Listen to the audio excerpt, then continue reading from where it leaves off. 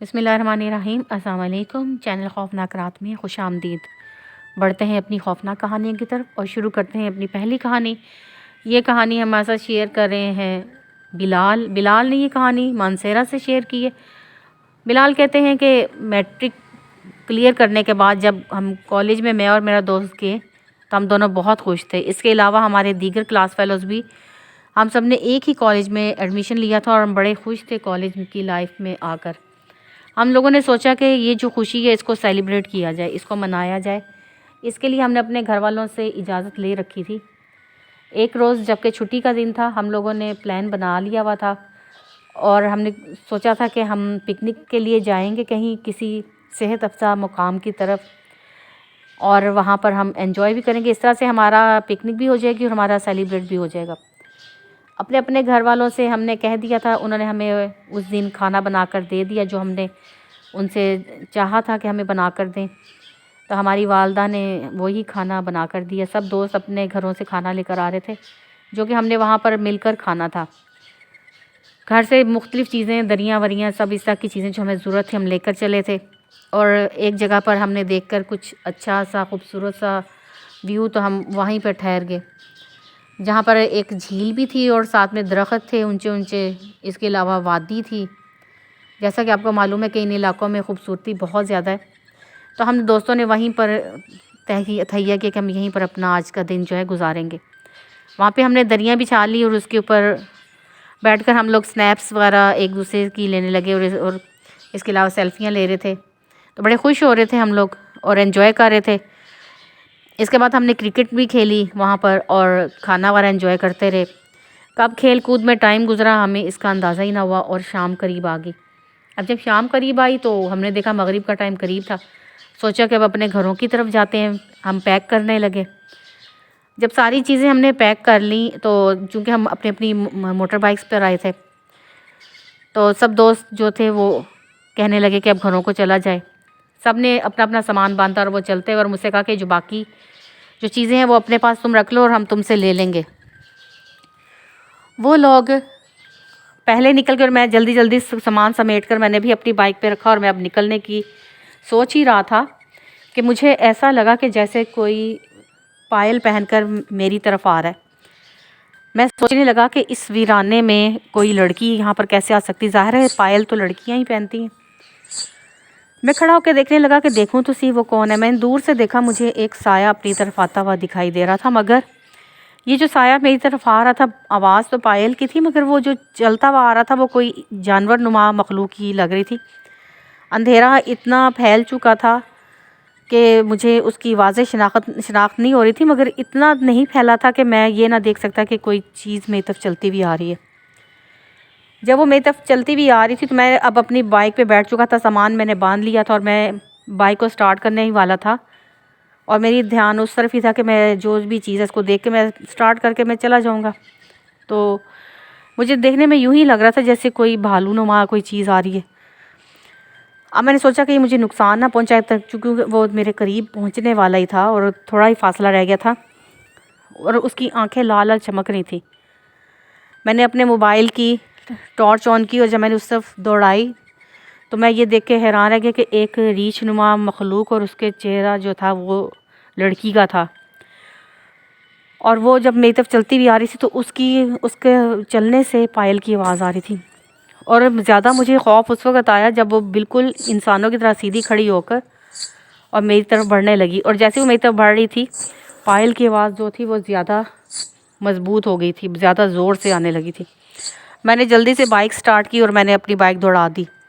میرے دوست ابھی زیادہ دور نہیں گئے تھے، میں نے تیزی سے میں ان کی طرف جا رہا تھا اور جیسے اندھا دھند میں نے موٹر سائیکل کو بھگا دیا۔ وہ میرے پیچھے چیخیں مارتی ہوئی آ رہی تھی اور کہہ رہی تھی رکو رکو میری بات سنو۔ چونکہ میں بہت زیادہ ڈرا ہوا تھا اور میں اونچی آواز سے اللہ اکبر کے نعرے لگا رہا تھا کہ میرے دوستوں نے پیچھے مڑ کے دیکھنا شروع کر دی کہ اس کو ہو کیا گیا ہے، اور میں ان سے کہہ رہا تھا کہ بھاگو بھاگو۔ جب میں ان سے کہہ رہا تھا کہ بھاگو تو اس وقت مجھے اپنے پیچھے سے چیخوں کی آوازیں آ رہی تھی جیسے کوئی بہت چلا رہا ہے، اور اس کے علاوہ جو آواز تھی وہ ایسی تھی کہ جیسے کوئی بہت زیادہ بھیانک قسم کی جو مخلوق ہے، کوئی ڈینجرس قسم کی، اور میرے پیچھے آ رہی، جیسے کوئی بھیڑیا یا کوئی ریچھ یا کوئی اس طرح کا کوئی خطرناک جانور جو ہے میرے پیچھے آ رہا ہے بھاگتا ہوا۔ بہت ہی عجیب سی آوازیں تھی اس کی، اور اس کی دھاڑ اور اس کے چیخنا چلانا، عجیب سا شور تھا، مگر میرے دوستوں کو وہ سنائی نہیں دے رہا تھا۔ اس کا مجھے بعد میں انہوں نے بتایا کہ انہیں کوئی آواز نہیں آ رہی تھی۔ جب میں مڑ کے دیکھتا تھا تو وہ میرے پیچھے ہوتی تھی، بالکل میرے بائک کے قریب۔ جانے وہ میرے بائک کو ہاتھ کیوں نہیں لگا رہی تھی، کیونکہ میں شاید اللہ اکبر کے نعرے لگا رہا تھا، اور اللہ کا جو نام ہے اس کی برکت سے وہ میرے بائک کے اوپر نہیں آ سک رہی تھی، ورنہ جانے وہ میرا کیا حشر کرتی۔ خیر میں اپنے دوستوں میں مل گیا، میرے سب دوستوں نے پوچھا کہ کیا ہوا، میں نے ان سے یہی کہا کہ بھاگو، اور میں اپنی بائک کو تیزی سے دوڑا کے آگے نکل گیا۔ جب میں اپنی بائک کو دوڑا کے آگے نکل گیا تو وہ بھی پیچھے تیزی سے آنے لگے۔ اسی طرح سے بھاگتے بھاگتے ہم لوگ گھر کے قریب پہنچ گئے۔ وہ سب اپنے اپنے گھروں کی طرف مڑ گئے، اور میں اپنے گھر والی گلی کی طرف جیسے ہی میں ٹرن ہوا تو میں نے دیکھا کہ میرے سامنے وہی مخلوق کھڑی ہے۔ وہ میرے سامنے تھی، بالکل میری گلی کے درمیان میں، اور میرے لیے یہ بڑا عجیب سا منظر تھا کہ وہ میرے سے پہلے میرے گھر کے آگے کیسے کھڑی ہو سکتی ہے آ کر۔ اب میرے لیے نہ پیچھے جانے کا کوئی چارہ تھا، نہ آگے جانے کا کوئی چارہ تھا، کیونکہ وہ میرے گھر کے سامنے کھڑی تھی، اور کہ میں پیچھے ٹرن ہوتا تو ظاہر ہے وہ میرے پیچھے آ سکتی تھی۔ میرے سب دوست بھی اپنے گھروں کو جا چکے تھے۔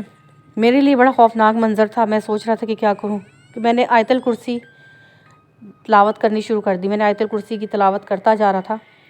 اب وہ جو مخلوق تھی وہ ایک دم سے رول ہو کے تو وہ ایک گیند بن گیا۔ وہ چیخیں مارنے شروع ہو گئی، اور ساتھ میں وہ ایک گیند بن گیا۔ اور جب وہ گیند کی شکل میں رول ہوئی تو اس نے ٹھپے جیسے کھاتے ہیں، جیسے باؤنس ہوتی ہے بال، اس طرح سے وہ سڑک کے اوپر باؤنس ہوتی تھی، اور وہ پھر جا کے کسی نہ کسی مکان کی دیوار سے ٹکراتی تھی، پھر باؤنس ہوتی تھی، پھر اگلے مکان کی دیوار سے ٹکراتی تھی۔ اس طرح سے وہ باؤنس ہوتی ہوئی اور چیختی چلاتی وہ مجھ سے دور جا رہی تھی، اور میں بڑا شکر کر رہا تھا اللہ کا کہ وہ مجھ سے دور جا رہی ہے۔ میں آیت الکرسی کی تلاوت کرتا جا رہا تھا، اور پھر آہستہ آہستہ وہ مجھ سے دور چلی گئی۔ مجھے بعد میں معلوم ہوا جب وہ مجھ سے بہت دور جا چکی تھی، اور پھر اس کی چیخوں کی آوازیں آنا بھی بند ہو گئی۔ پہلے تو اس کی چیخنے چلانے کی آوازیں آ رہی تھی، پھر وہ بھی بند ہو گئی۔ پھر میں سمجھ گیا کہ وہ واپس چلی گئی ہے۔ آج بھی جب یہ واقعہ یاد آتا ہے تو میرے رونگٹے کھڑے ہو جاتے ہیں، اور میں سوچتا ہوں کہ یہ میرے ساتھ کیا ہو گیا تھا، اور اگر میں نہ آتا اور یا بر وقت میں آیت الکرسی کی تلاوت نہ کرتا تو مجھے چیر پھاڑ دیتی۔ کبھی بھی ایسی جگہوں پر جب جائیں جو کہ اوپن ایریاز ہوں تو کبھی بھی زیادہ دیر تک وہاں نہیں رکنا چاہیے۔ کوشش کریں کہ مغرب سے پہلے پہلے ان جگہوں سے نکل جائیں، کیونکہ ایسی جگہوں پر غیر مرئی مخلوقات جو ہیں وہ بہت کامنلی پائی جاتی ہیں، اور وہ خوشی سے وہاں پر رہتی ہیں، اور اگر ان لوگوں کو اس ٹائم پہ کوئی اکیلا بندہ ٹکر جائے تو وہ پھر اس کے ساتھ بہت برا سلوک کرتی ہیں۔ یہ تھی میری کہانی جو آپ سے شیئر کرنی تھی۔ بہت شکریہ آپ کا، آپ نے بہت اچھی کہانی ہمارے ساتھ شیئر کی، اور امید کرتے ہیں کہ آئندہ بھی آپ ہمارے ساتھ اپنی سٹوریز شیئر کرتے رہیں گے۔ بہت شکریہ۔ اگلی سٹوری ہمارے ساتھ شیئر کر رہی ہیں حبیبہ، اور یہ کہانی انہوں نے ہمارے ساتھ شیئر کی ہے گجرانوالہ سے۔ حبیبہ کہتی ہیں کہ میری دادی جان نے مجھے یہ سٹوری سنائی تھی۔ دادی جان بتاتی ہیں کہ جب وہ بچپن میں ہوا کرتی تھی تو ان کے جو والد تھے وہ حلوائی تھے۔ وہ کہتی ہیں کہ وہ بہت اچھی مٹھائیاں بنایا کرتے تھے، اور ان کے والد کی اور حلوائی کی دکان بھی تھی، یعنی وہاں پر وہ سیل بھی کرتے تھے، بناتے بھی تھے۔ بہت سے لوگ آرڈر پہ ان سے بنواتے تھے، جب شادی بیاہ ہوتا تھا یا کسی کے ہاں بیٹا پیدا ہوتا تھا یا کوئی بھی خوشی ہوتی تھی تو وہ وہاں پر ان لوگ ان کو آرڈر دے کے جاتے تھے، اور میرے والد صاحب جو ہیں وہ مٹھائیاں بنایا کرتے تھے۔ کہتے ہیں کہ ایک بار ایسا ہوا کہ والد صاحب نے کسی کے لیے آرڈر بنایا تھا، کوئی ان کو کافی ساری مٹھائی کا آرڈر دے کے گیا تھا، اور شام میں اس نے لینے کے لیے آنا تھا۔ تو انہوں نے اپنی بیٹی یعنی کہ جو میری دادی جان ہے ان کو بھی یہ کہا تھا کہ میرے ساتھ تم نے میرے ساتھ مل کر تو یہ پیکنگ کرنی ہے مٹھائی کی، میں بناؤں گا اور تم نے ٹوکرے سجانے ہیں۔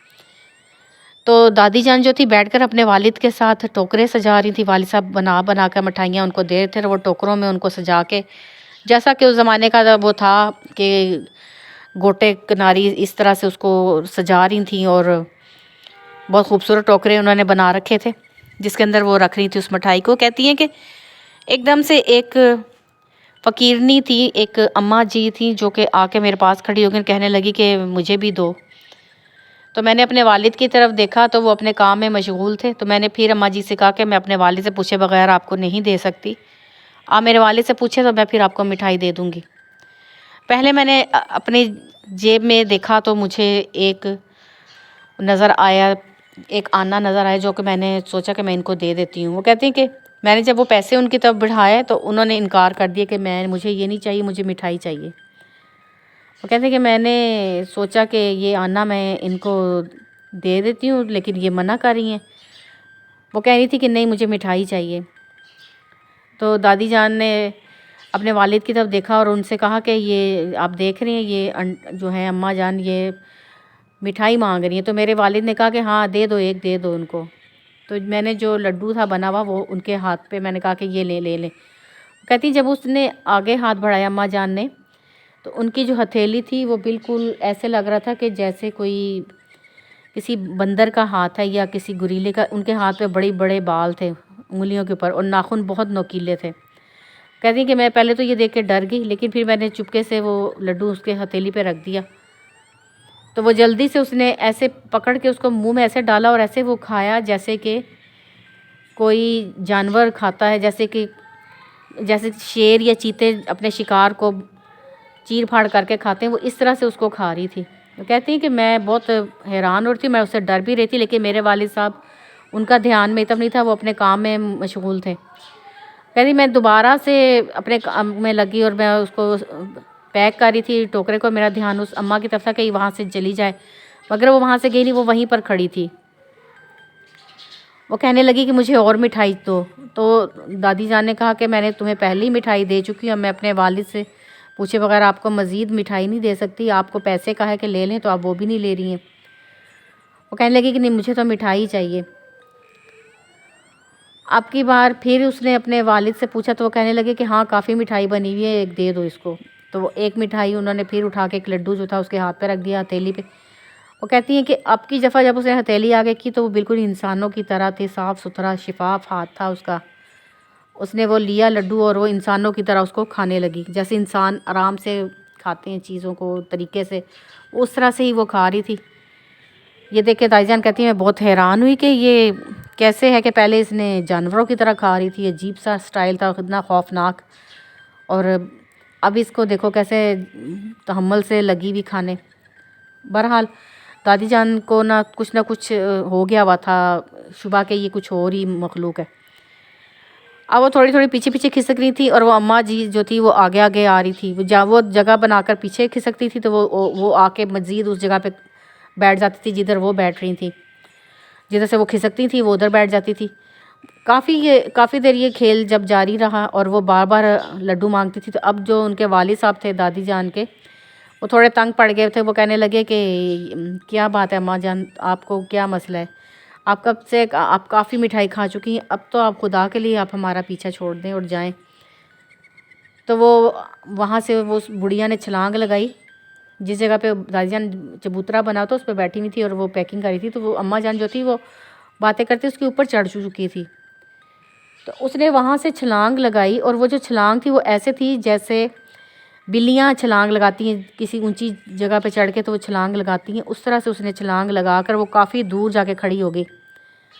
اور پھر اس نے کہنے لگی کہ آج تم لوگ بچ گئے ہو، آئندہ میرے ہاتھ چڑھے تو پھر میں تمہیں بتاؤں گی، آج تم لوگوں کو میں نے مٹھائی کی وجہ سے چھوڑ دی ہے، ورنہ آئندہ سے تم میرے ہاتھ چڑھو گے تو پھر تم لوگوں کو بتاؤں گی۔ یہ دیکھ کر جو دادی جان کے والد صاحب تھے وہ بھی بہت زیادہ گھبرا گئے، اور انہوں نے دادی جان سے پوچھا کہ یہ تم نے اس میں کوئی اور بات دیکھی ہے؟ وہ کہنے لگی کہ ہاں اس کے ہاتھوں کی ہتھیلیوں پہ بال ہیں۔ تو والد صاحب کہنے لگے کہ آیت الکرسی پڑھو جلدی جلدی۔ وہ دونوں ماں باپ بیٹی جو تھے آیت الکرسی پڑھنے لگے۔ وہ کہتے ہیں کہ وہ جو مائی تھی وہ اتنی لمبی ہوگی اور اس کے بعد اس نے چیخنے لگی، وہ اتنی چیخیں مار رہی تھی، وہ کہتے ہیں کہ ایسا لگتا ہے کہ کانوں کے جو پردے ہیں وہ پھٹ جائیں گے، اور اسی طرح سے چیختی چلاتی وہ جنگل کی طرف چلی گئی۔ کہتے ہیں کہ جو اس نے دھمکی دی تھی وہ تو ہمارے ذہنوں میں قائم تھی، مگر یہ تھا کہ دوبارہ وہ ہمیں کبھی نظر نہیں آئی، جو وہ دھمکی دے کر گئی تھی۔ دائی جان کہتی ہیں کہ تمام زندگی وہ دھمکی کا ڈر جو تھا ہمارے دلوں میں رہا کہ اب اس نے کہا ہے کہ وہ ہمیں چھوڑے گی نہیں، یا یہ نہ ہو کہ واقعی وہ آ جائے، لیکن وہ آئی کبھی بھی نہیں۔ ہمارا اس کے ساتھ دوبارہ واسطہ نہیں پڑا، وہ ایک ہی دن تھا جب ہمارا اس سے واسطہ پڑا تھا، اس کے بعد نہیں وہ آئی۔ جانے وہ کیوں ہمیں دھمکا رہی تھی یا کیوں ہمیں ڈرانے کی کوشش کر رہی تھی، یا شاید اس نے اس چیز کا مان رکھا کہ ہم نے اس کو مٹھائی جتنی اس نے مانگی ہم نے اس کو کھلائی، تو اس لیے اس نے ہمیں دوبارہ کچھ نہیں کہا۔ بہرحال یہ تھا وہ واقعہ جو دادی جان نے سنایا تھا اور ہم آپ کے ساتھ شیئر کرنا چاہتے ہیں۔ بہت شکریہ آپ کا، آپ نے بہت خوفناک واقعہ ہمارے ساتھ شیئر کیا۔ واقعی عجیب سا ہی لگتا ہے جب کوئی ایسا آ کے فری ہونے لگے اور پھر بعد میں پتہ چلے کہ وہ ہے بھی کوئی انسان نہیں، کوئی اور مخلوق ہے، تو بندے کے لیے حواس باختہ ہونے کے لیے یہی کافی ہے۔ اللہ تعالیٰ ہم سب کو محفوظ رکھے ایسی چیزوں سے۔ بڑھتے ہیں مختصر سی ایک اور خوفناک کہانی کی طرف۔ یہ خوفناک کہانی ہمارے ساتھ شیئر کی ہے در شہوار نے۔ در شہوار کہتی ہیں کہ یہ کہانی میرے ساتھ میرے نانا جان نے مجھے سنائی تھی اور میں آپ کو سنانا چاہتی ہوں۔ در شہوار کہتی ہیں کہ نانا جان کہتے ہیں کہ کافی پہلے کی بات ہے، بچے میرے چھوٹے تھے اور ہم لوگ جس جگہ پہ رہتے تھے وہ زیادہ آبادی نہیں تھی، وہاں پر گاؤں تھے چھوٹے چھوٹے۔ کہتے ہیں کہ ایک دفعہ کسی کام سے مجھے جانا تھا دوسرے گاؤں، تو میں نے صبح صبح ہی سفر اختیار کیا کیونکہ گرمیوں کے دن تھے اور دھوپ کافی تیز آ جاتی ہے سر پر، اس لیے میں نے سوچا کہ میں صبح صبح ہی یہاں سے نکل جاتا ہوں تاکہ وقت پر دوسرے گاؤں پہنچ سکوں اور دھوپ کی تیزی سے سختی سے میں بچ جاؤں گا۔ کہتے ہیں کہ میں چلتا ہوا جا رہا تھا مگر گرمی شدید تھی اور مجھے ایک دم سے پیاس محسوس ہونے لگی، تو چونکہ میں جس جگہ سے گزرا تھا وہاں پر کھیت کھلیان تھے اور تھوڑے آگے چھوٹا سا ایک جنگل تھا اور اس کو کراس کر کے تو وہ دوسرا گاؤں تھا، تو مجھے معلوم تھا کہ تھوڑا فاصلہ ہے، اس لیے میں ڈھونڈ رہا تھا کہ کہیں پہ مجھے کوئی کنواں مل جائے۔ ایک دم سے مجھے خیال آیا کہ پہلے بھی میں نے اس جگہ پر ایک کنواں دیکھا ہے، میں اس کو ڈھونڈ رہا تھا، انہی کھیتوں کے درمیان ہی وہ کنواں تھا، تو میں وہاں سے گزرتا ہوا جا رہا تھا۔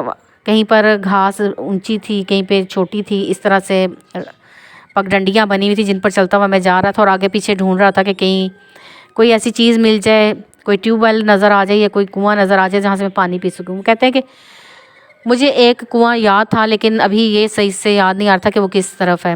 بہرحال میں اس کو ڈھونڈتا ہوا، مجھے آئیڈیا ہو گیا کہ یہاں سے اگر میں اپنے راستے سے تھوڑا سا ٹرن ہوں گا اندر والی سائڈ پہ وہ کنواں ہے، تو میں نے سوچا کہ میں پانی پینے کے بعد دوبارہ اسی راستے پہ آ جاؤں گا۔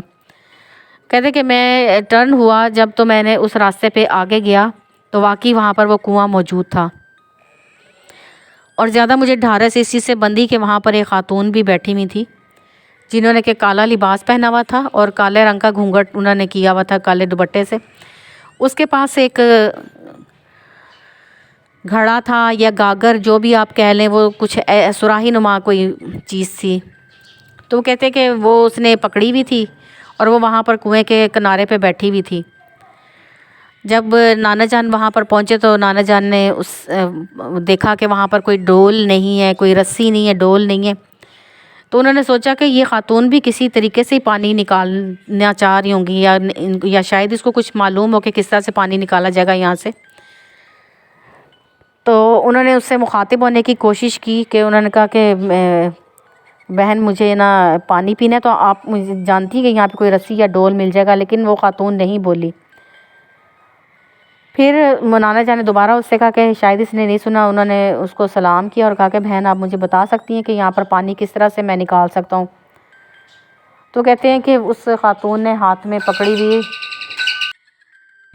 انہوں نے اس خاتون سے بار بار پوچھا مگر وہ کوئی جواب نہیں دے رہی تھی، تو وہ مایوس ہو کے پلٹنے لگے کہ اس خاتون نے کہا کہ رک جاؤ اور پانی پی کر جاؤ۔ نانا جان وہیں پہ کھڑے ہو کے دیکھنے لگے، اس خاتون نے اپنا جو وہ سراہی یا گاگر جو بھی وہ چیز تھی وہ ہاتھ میں پکڑی اور اپنا ہاتھ لمبا کر دیا۔ اس کا ہاتھ اتنا لمبا ہو گیا، اس کا بازو جو تھا وہ لمبا ہو کے بالکل پانی کی تہہ تک پہنچ گیا، اور وہاں سے اس نے بھر کے سراہی جب واپس نانا جان کو پکڑائی تو نانا جان کہتے ہیں کہ میں سمجھ گیا کہ کوئی غیر مری مخلوق ہے۔ وہ کہتے ہیں کہ میں پانی تو بھول گیا اور میں نے وہاں سے دوڑ لگا دی اور آیت الکرسی کا میں ورد کرنے لگا۔ کہتے ہیں کہ وہ پیچھے سے آواز آئی اس خاتون کی کہ پانی نہیں پیو گے؟ نانا جان نے کوئی جواب نہ دی اور وہاں سے بھاگتے رہے بھاگتے رہے بھاگتے رہے۔ وہ کہتے ہیں کہ اسی بدحواسی میں جب راستہ بھی بھول گئے اور جانے کس جگہ پہ چلے گئے۔ وہ کہتے ہیں کہ جب میں آگے پہنچا تو میں نے دیکھا کہ 2 خواتین وہاں کھیتوں میں کام کر رہی تھیں. انہوں نے جلدی سے نانا جان ان کے پاس پہنچے اور ان سے کہا کہ وہاں پر میں نے ایک ایسی غیر مرئی مخلوق دیکھی ہے. تو ان خواتین نے کہا کہ ہاں اس طرف جنات کے کافی زیادہ قبائل ہیں، اس لیے آپ شکر کریں کہ وہاں سے بچ کر آ گئے. نانا جان کہتے ہیں میں نے ان خواتین سے کہا کہ کیا آپ کے پاس پانی ہے؟ تو وہ کہنے لگی کہ ہاں ہمارے پاس پانی موجود ہے، آپ یہاں بیٹھیں ہم آپ کو پانی پلاتے ہیں. وہ کہتے ہیں کہ نانا جان کہنے لگے کہ میں وہیں پر بیٹھا ہوا تھا کہ ان خواتین نے جانے کہاں سے پانی کا ایک گلاس مجھے نکال کر دیا. میں بھی پانی پینے ہی والا تھا کہ میری نظر ان کے پیروں کی طرف پڑی، تو ان کے پیروں پر بڑے بڑے بال تھے جیسے کہ لنگور کے ہوتے ہیں.